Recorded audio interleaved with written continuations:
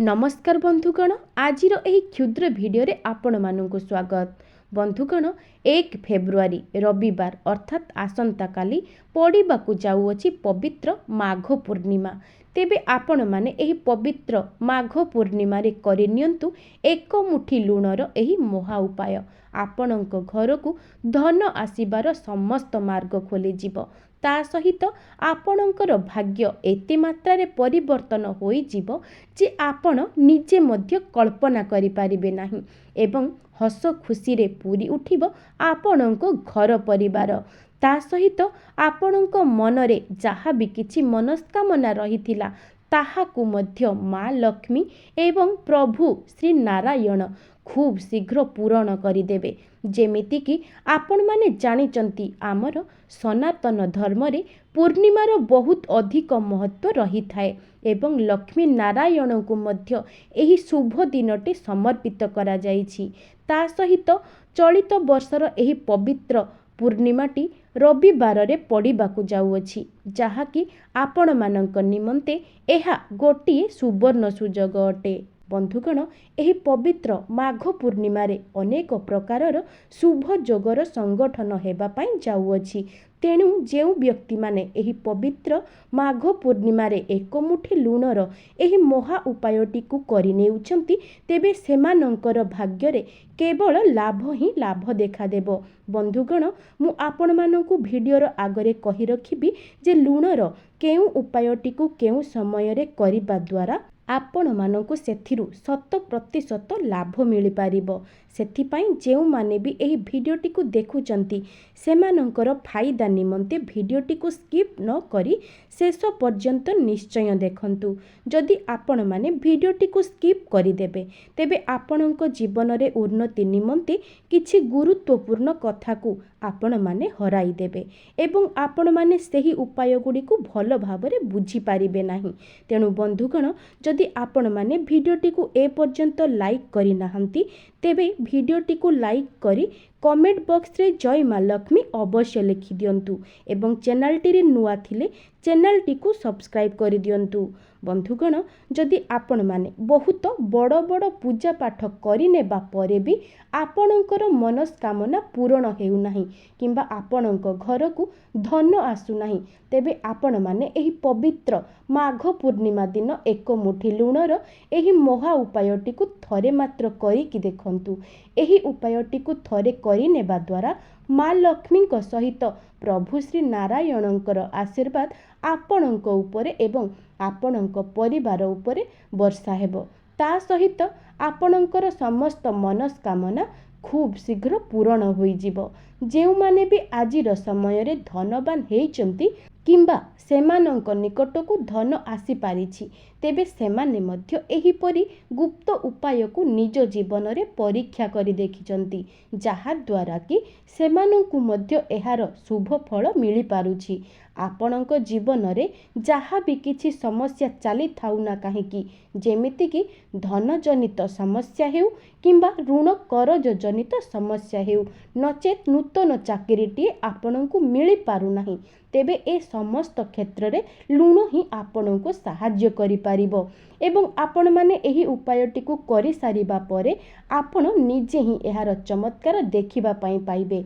बंधुगण, चलित वर्षर एही माघ पूर्णिमाटी रविवार दिन अर्थात आसंता काली पड़िथिबा हेतु आपण माने माँ लक्ष्मी सहित प्रभु श्री नारायणकर आशीर्वाद को मध्य एका साथी रे प्राप्त करि पारिबे एवं आपण माने जानिले आश्चर्य हेबे जे जेउ व्यक्ति उपरे माँ लक्ष्मी एवं प्रभु श्री नारायणकर आशीर्वाद रही जाई थाए सेही व्यक्ति ता जीवन रे बहुत बड़ उन्नति करिबा सहित तार परिवार को मध्य सुख शांति रे रखि पारि थाए। तेबे बंधुगण, एमिति भी किछि लोक अछंती जेउ मानक उपरे पितृदोष किंबा पूर्व जन्मर कौनसी दोष लगी जाई थाए जहा द्वारा कि सेमाने निज जीवनटी को बहुत दुख कष्ट रे अतिबाहित करिथांती। ता सहित सेमाने तांको जीवन रे जेते परिश्रम करि नेले मध्य तांको तांको परिश्रम अनुसारे मूल्य मिली पारे नाही। सेथिपाई सेमाने निज भाग्य को ही दोष देइथांती। ତେବେ ଯେଉଁମାନେ ବି ଏପରି ସମସ୍ୟାର ସାମ୍ନା କରୁଛନ୍ତି ତେବେ ଆପଣମାନେ ଏହି ପବିତ୍ର ମାଘ ପୂର୍ଣ୍ଣିମା ଅର୍ଥାତ୍ ଆସନ୍ତାକାଲି ଆପଣମାନେ ଆପଣଙ୍କ ଘରର ଏହି ଜାଗାରେ ଏକ ମୁଠି ଲୁଣକୁ ଫିଙ୍ଗି ଦିଅନ୍ତୁ। ଆପଣମାନେ ଜାଣିଛନ୍ତି ଆପଣଙ୍କ ଘରର ମହିଳାମାନଙ୍କୁ ଶାସ୍ତ୍ରରେ ମା ଲକ୍ଷ୍ମୀଙ୍କ ସ୍ୱରୂପରେ ବିବେଚନା କରାଯାଇଛି। ସେଥିପାଇଁ ଯଦି ଆପଣମାନେ ନିଜ ଘରର ଉନ୍ନତି କରିବା ପାଇଁ ଚାହୁଁଛନ୍ତି ତେବେ ଏହି ଉପାୟଟିକୁ ଥରେ ମାତ୍ର ପରୀକ୍ଷା କରି ଦେଖନ୍ତୁ।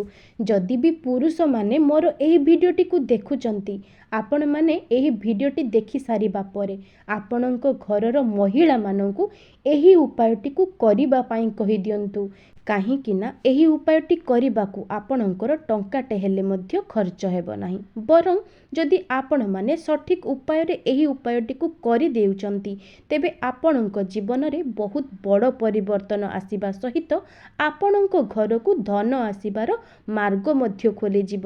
ଯଦି ଆପଣମାନେ ଚାହିଁବେ ତେବେ ଆପଣଙ୍କ ଘରର ଉନ୍ନତି ନିଜେ ହିଁ କରିପାରିବେ। ସେଥିପାଇଁ କିଛିଟା ବିଶେଷ ଦିନମାନଙ୍କରେ ବିଶେଷ ଉପାୟକୁ କରିନେବା ଦ୍ୱାରା ଆପଣଙ୍କର ହିଁ ମଙ୍ଗଳ ହୋଇଥାଏ। ଯେଉଁମାନଙ୍କ ଘରେ ନକାରାତ୍ମକ ଶକ୍ତି ଭରି ହୋଇ ରହିଥାଏ ତେବେ ସେମାନେ ଏହି ଉପାୟଟି କରିନେବା ପରେ ସେମାନଙ୍କ ଜୀବନରୁ ନକାରାତ୍ମକ ଶକ୍ତିର ଦୂର ହେବା ସହିତ ସେମାନଙ୍କ ଘରେ ସକାରାତ୍ମକ ଶକ୍ତିର ଆଗମନ ହୋଇଥାଏ। ତେଣୁ ବନ୍ଧୁଗଣ, ଆମର ସନାତନ ଧର୍ମରେ ଲୁଣର ବହୁତ ଅଧିକ ମହତ୍ତ୍ୱ ରହିଛି ଏବଂ ଲୁଣଟି ସମୁଦ୍ରଙ୍କର ଅଂଶ ହୋଇଥିବା କାରଣରୁ ଏହା ମା ଲକ୍ଷ୍ମୀଙ୍କର ମଧ୍ୟ ସ୍ୱରୂପ ଅଟନ୍ତି ଏବଂ ଏହି ଲୁଣଟି ସମୁଦ୍ରର ଅଂଶ ହୋଇଥିବା ହେତୁ ତା ସହିତ ମା ଲକ୍ଷ୍ମୀ ମଧ୍ୟ ସମୁଦ୍ର ଦେବତାଙ୍କର କନ୍ୟା ଅଟନ୍ତି। ସେଥିପାଇଁ ପ୍ରାଚୀନ କାଳରୁ ମା ଲକ୍ଷ୍ମୀଙ୍କ ସହିତ ଲୁଣର ସମ୍ବନ୍ଧ ରହିଅଛି। ଆପଣମାନେ ଜାଣିଲେ ଆଶ୍ଚର୍ଯ୍ୟ ହେବେ ଯେ ସାମାନ୍ୟ ଦେଖାଯାଉଥିବା ଲୁଣଟି ଆପଣଙ୍କ ଜୀବନରୁ ଦୁଃଖ ଦାରିଦ୍ର୍ୟତାକୁ ଦୂର କରିବାର ସକ୍ଷମ ରଖିଥାଏ। ଯଦି ଆପଣମାନେ ଲୁଣର ସଠିକ୍ ଉପଯୋଗ କରିଦେଉଛନ୍ତି ତେବେ ଆପଣଙ୍କର ଭାଗ୍ୟ ରାତାରାତି ପରିବର୍ତ୍ତନ ହୋଇଯିବ।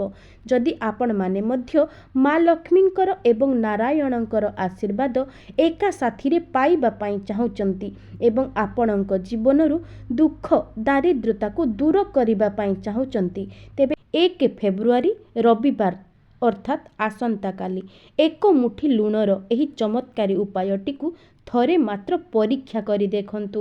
ଅନେକ ଲୋକମାନେ ଏମିତି ବି ଆଶା ରଖିଥାନ୍ତି ଯେ ସେମାନଙ୍କ ଘରକୁ ଧନର ଆଗମନ ହେଉ ଏବଂ ସେମାନଙ୍କ ଜୀବନରେ କେବେ ବି ଧନର ଅଭାବ ନ ରହୁ। ବନ୍ଧୁଗଣ, ଧନର ଆଗମନ ପାଇଁ ଆପଣଙ୍କୁ ପରିଶ୍ରମ ତ କରିବାକୁ ପଡ଼ିବ। ବିନା ପରିଶ୍ରମରେ ଆପଣଙ୍କୁ କୌଣସି ମୂଲ୍ୟ ମିଳିପାରିବ ନାହିଁ। କିନ୍ତୁ ତା ସହିତ ଯଦି ଆପଣମାନେ ବିଶେଷ ଦିନମାନଙ୍କରେ କିଛିଟା ଉପାୟକୁ କରିନେଉଛନ୍ତି ତେବେ ସେଥିରୁ ମଧ୍ୟ ଆପଣମାନଙ୍କୁ ଅତ୍ୟନ୍ତ ଶୁଭ ଫଳ ଦେଖିବା ପାଇଁ ମିଳିଥାଏ। ତା ସହିତ ଭଗବାନଙ୍କର ଆଶୀର୍ବାଦ ମଧ୍ୟ ଆପଣଙ୍କ ଉପରେ ବନି ରହିଥାଏ। ତେବେ ପ୍ରଥମ ଉପାୟଟି ହେଉଛି, ଯଦି ଆପଣମାନେ ଏହି ଉପାୟଟିକୁ କରିବେ ତେବେ ଆପଣଙ୍କ ଘରେ କୌଣସି ନକାରାତ୍ମକ ଶକ୍ତି ପ୍ରବେଶ କରିପାରିବ ନାହିଁ। ଯଦି ପରିବାରର ସଦସ୍ୟମାନଙ୍କ ମଧ୍ୟରେ ପୂର୍ବରୁ ମନମତାନ୍ତର କଳି ଝଗଡ଼ା ଦେଖାଦେଉଥିଲା ତେବେ ସେସବୁ ମଧ୍ୟ ଖୁବ୍ ଶୀଘ୍ର ଦୂର ହୋଇଯିବ।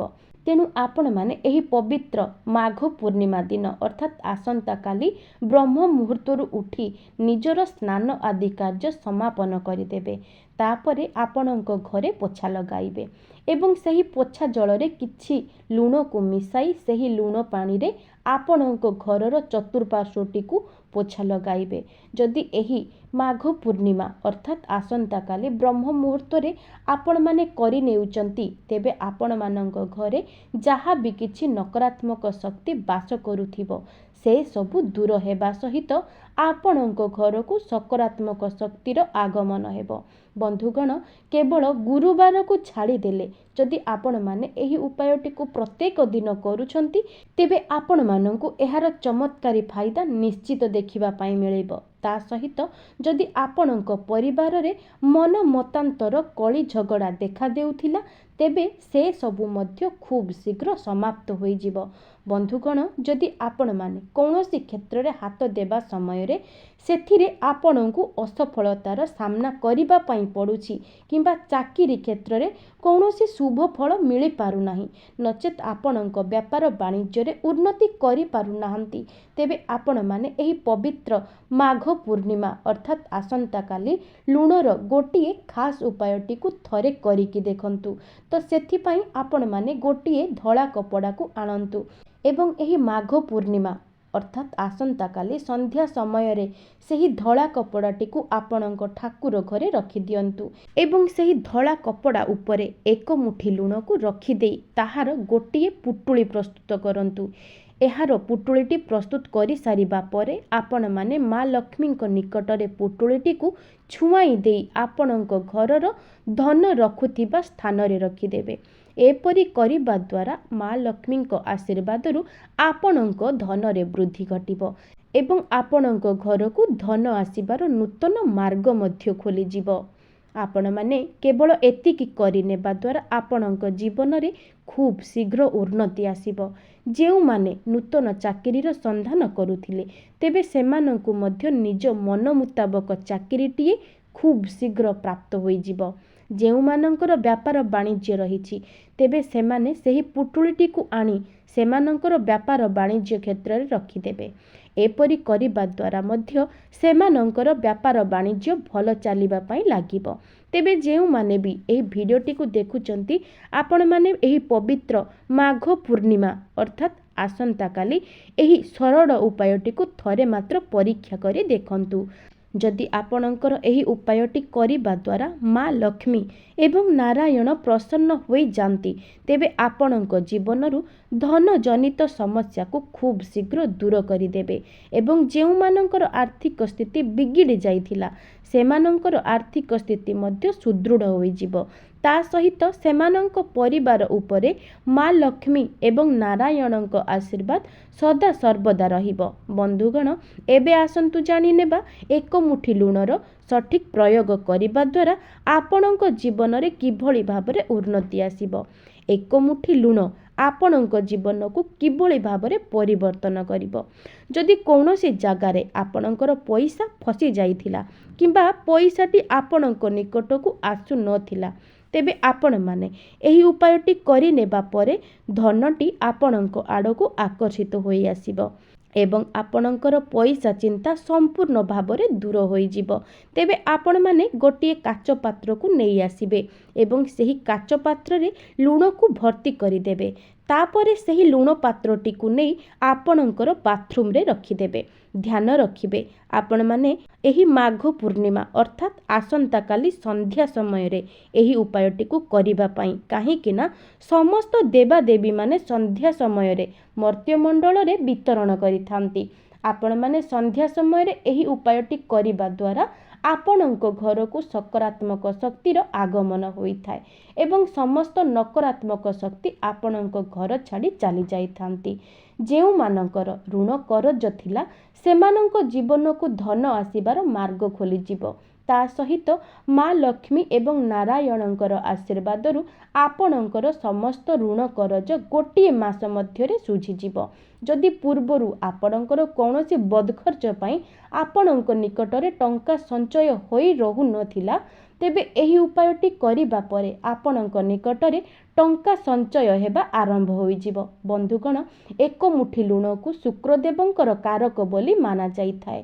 ଯେଉଁ ବ୍ୟକ୍ତିଙ୍କର ଶୁକ୍ର ଗ୍ରହଟି ମଜବୁତ ରହିଥାନ୍ତି, ତେବେ ସେହି ବ୍ୟକ୍ତି ଧନବାନ ହେବା ସହିତ ତାଙ୍କ ଜୀବନରେ ବହୁତ ଉନ୍ନତି କରିଥାନ୍ତି। ଯଦି ଆପଣମାନେ ବି ଆପଣଙ୍କ ଶୁକ୍ର ଗ୍ରହକୁ ମଜବୁତ କରିବା ପାଇଁ ଚାହୁଁଛନ୍ତି, ତେବେ ଆପଣମାନେ ଏହି ପବିତ୍ର ମାଘ ପୂର୍ଣ୍ଣିମା ଅର୍ଥାତ୍ ଆସନ୍ତାକାଲି ସନ୍ଧ୍ୟା ସମୟରେ ଅର୍ଥାତ୍ 7ଟାରୁ 8ଟା ମଧ୍ୟରେ ଗୋଟିଏ ଲାଲ କପଡ଼ାକୁ ପ୍ରସ୍ତୁତ କରିବେ। ତେବେ ଆପଣମାନେ ସେହି ଲାଲ ରଙ୍ଗର କପଡ଼ାଟିକୁ ନେଇ ଆପଣଙ୍କ ଠାକୁର ଘରେ ବିଛାଇ ଦେବେ। ଏହାପରେ ଏକ ମୁଠି ଲୁଣକୁ ସେହି ଲାଲ କପଡ଼ା ଉପରେ ରଖି ମା ଲକ୍ଷ୍ମୀଙ୍କ ନିକଟରେ ଗୋଟିଏ ଘିଅର ଦୀପକୁ ପ୍ରଜ୍ୱଳନ କରିବେ। तापरे ସେହି ଦୀପଟିକୁ ପ୍ରଜ୍ୱଳନ କରିସାରିବା ପରେ ସେହି ଲୁଣରେ ଗୋଟିଏ ପୁଟୁଳିକୁ ପ୍ରସ୍ତୁତ କରିବେ ଏବଂ ତାକୁ ମା ଲକ୍ଷ୍ମୀଙ୍କ ନିକଟରେ ଛୁଆଇଁ ଦେଇ ଶୋଇବା କକ୍ଷରେ ନେଇ ରଖିଦେବେ। ଏହାକୁ କରିବା ଦ୍ୱାରା ଆପଣଙ୍କର ଶୁକ୍ର ଗ୍ରହ ମଜବୁତ ହୋଇଯିବେ। ତା ସହିତ ମା ଲକ୍ଷ୍ମୀଙ୍କର ସ୍ଥିର ବାସ ଆପଣଙ୍କ ଘରେ ସଦା ସର୍ବଦା ରହିବ। ଯଦି ପୂର୍ବରୁ ଆପଣଙ୍କୁ କୌଣସି କାର୍ଯ୍ୟରେ ଲାଭ ମିଳିପାରୁନଥିଲା ତେବେ ଏହି ଉପାୟଟି କରିବା ପରେ 100% ଲାଭ ଆପଣଙ୍କୁ ମିଳିବ।